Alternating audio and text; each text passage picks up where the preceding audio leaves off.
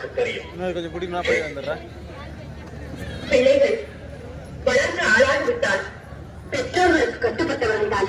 ஆண் பிள்ளையாக இருந்தால் அங்கிய காலமாய் பெற்றோருக்கு கட்டுப்பட்டவன். பெண்ணாக பிறந்து விட்டால் பருவமடைந்தவர் மற்றொருவருக்கு மாலையிட்டு விட்டால் கணவனுக்கு தான் கட்டுப்பட்டவன்.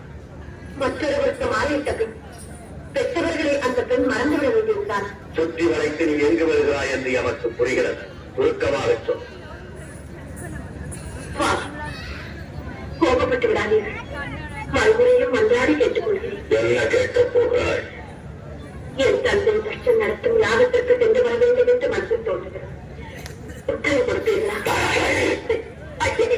பிறந்த வீட்டிற்கும் புகுந்த இடத்திற்கும் விரோதம் ஏற்பட்ட பிறகு பெண்ணாக பிறந்தவள் இருப்பதை விட ஏற்பதே தந்தையும் பாவம் எல்லையில் வளர்த்து வந்துவிட்டது. தவறுதான் என்னை மன்னியுங்கள் என்று வர உத்தரவிடுங்கள். விதி உன்னிடம் உண்மையாக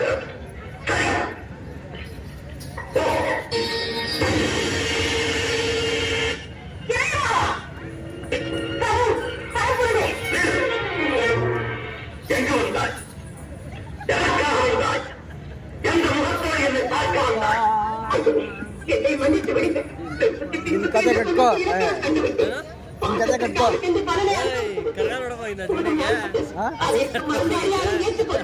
என்னோடு சேர்ந்து வாழும் வாட்டி இனி உனக்கு கிடையாது.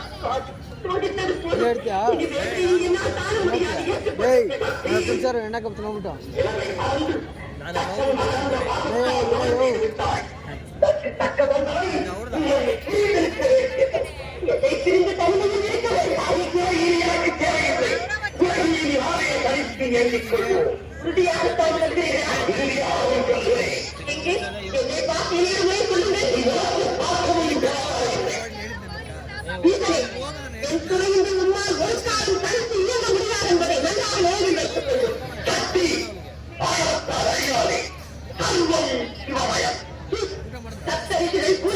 மற்றும் உங்கள் சனாத்தன அனைவரையும் அழைத்து கேளுங்கள்.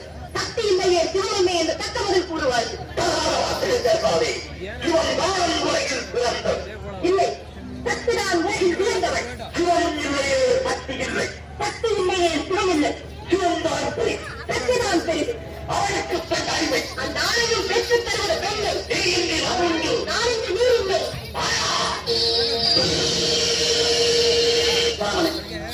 அறிந்தும் அறியாதவர்கள் எதற்காக இந்த நாடகமாக?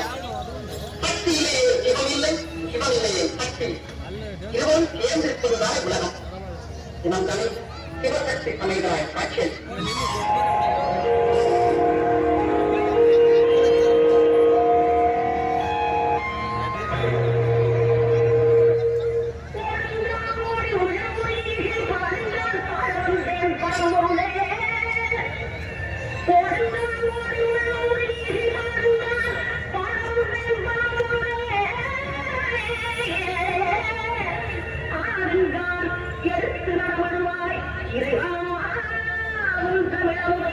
படித்தான்